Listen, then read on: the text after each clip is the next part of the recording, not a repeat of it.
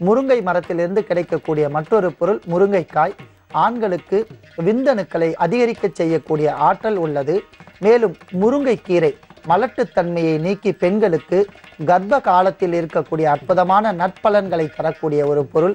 Vitamin E சத்து, anaemia மற்றும் கால்சிய சத்து தரக்கூடிய அற்புதமான ஒரு பொருள்.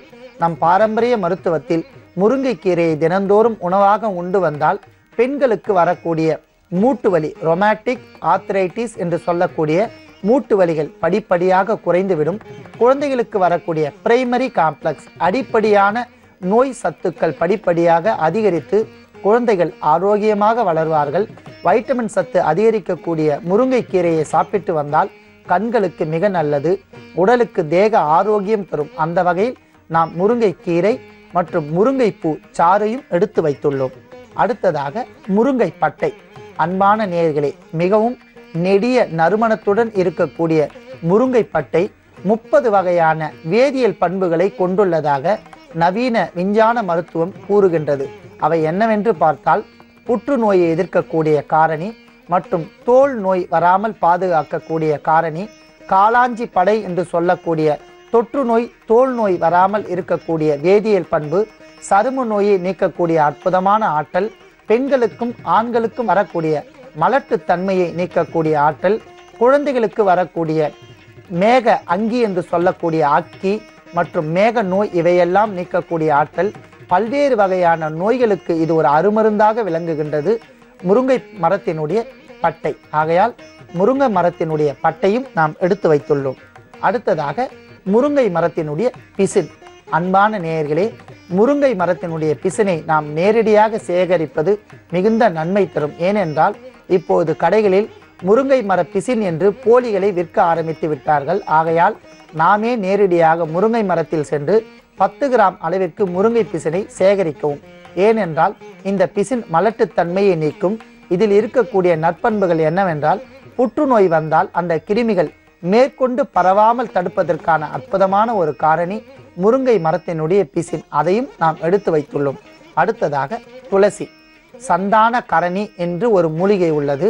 அவை என்னவென்றால், இறந்தவர்களை உயிர்ப்பிக்கக்கூடிய அற்புதமான ஒரு மூலிகை. கொல்லிமலையில் இருக்கக்கூடிய நீரோடையில் காணப்படுகின்ற ஒரு மூலிகை சந்தான கரணி. அந்த சந்தான கரணி எந்த அளவிற்கு பயனுடைய ஒரு மூலிகையோ அதைவிட இரட்டிப்பு பலன் தரக்கூடிய அற்புதமான ஒரு மூலிகை துளசி. இறந்தவர்களை கூட உயிர்ப்பிக்கக்கூடிய ஆற்றல் இதற்கு உள்ளது. கருப்பையில் வரக்கூடிய புற்றுநோயை தடுக்கும், மார்பக பகுதியில் வரக்கூடிய புற்றுநோயை தடுக்கும், என்சைம்கள் மற்றும் இரத்த திட்டுகளை அதிகரிக்க செய்யும், எல்லா வகையான கிருமிகளை அழித்தொழிக்கக்கூடிய ஆற்றல் இந்த துளசிற்கு உள்ளது. ஆகையால் தான் துளசியை நம் வைணவ தலங்களில் ஆன்மீக ரீதியாக துளசி தீர்த்தமாக நம் பெரியோர்கள் கொடுத்து வந்தார்கள். இந்த தீர்த்தத்தை பெண்கள் வாங்கி சாப்பிட்டால் அவர்கள் கருப்பை சுத்தமடைந்து குழந்தை பேறு ஏற்படும். கர்ப்பப்பையில் இருக்கக்கூடிய இரத்த புற்று மற்றும் இரத்த கட்டி, புற்றுநோய் கட்டி இவையெல்லாம் நீங்கிவிடும். அன்பான நேயர்களே, இவையெல்லாம் சேர்த்து நாம் தைலமாக காய்ச்சுவதற்கு விளக்கெண்ணெய் எடுத்து வைத்துள்ளோம். ஆமணக்கு எண்ணெய், முத்துக்கொட்டு எண்ணெய் என்று பல்வேறு வகையான பெயர்களில் இது அழைக்கப்படுகிறது. உடலுக்கு குளிர்ச்சி.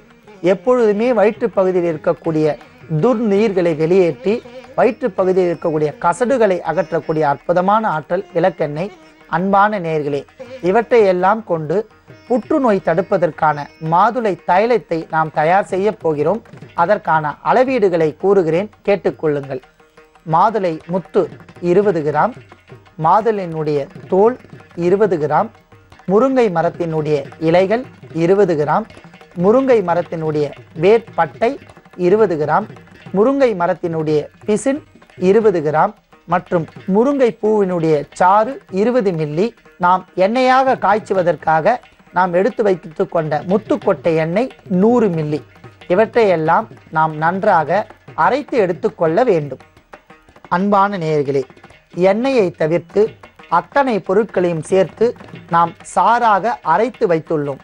இந்த சாறை இப்பொழுது மாதுளை தைலமாக நாம் மாற்றப் போகிறோம்.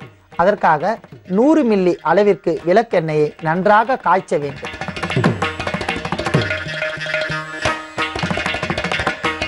எண்ணெய் நன்றாக கொதித்தவுடன் இந்த சாறுகளை சேர்த்தால் இதில் இருக்கக்கூடிய நீர்ச்சத்து நன்றாக சுண்டி மேலே தெரிக்கும் என்பதால் சிறிது சூடானவுடன் இந்த சாறை முழுவதுமாக சேர்த்து ஒரு தட்டு கொண்டு மூடி நன்றாக கொதிக்க வைக்க வேண்டும். அந்த வகையில் நாம் அரைத்து எடுத்த சாறை இப்போது விளக்கெண்ணெயில் சேர்த்து கொள்ளலாம்.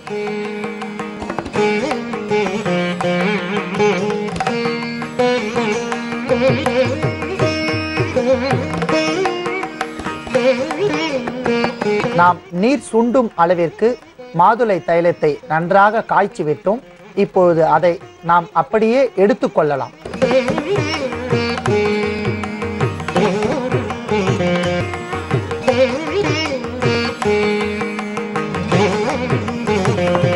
நுரையுடன் காணக்கூடிய இந்த எண்ணெயை நாம் ஒரு பாட்டிலில் பத்திரப்படுத்தி வைத்துக் கொண்டால் படிப்படியாக நுரையெல்லாம் அடங்கி அடிவண்டல்கள் அடிப்பகுதியில் தேங்கிவிடும்.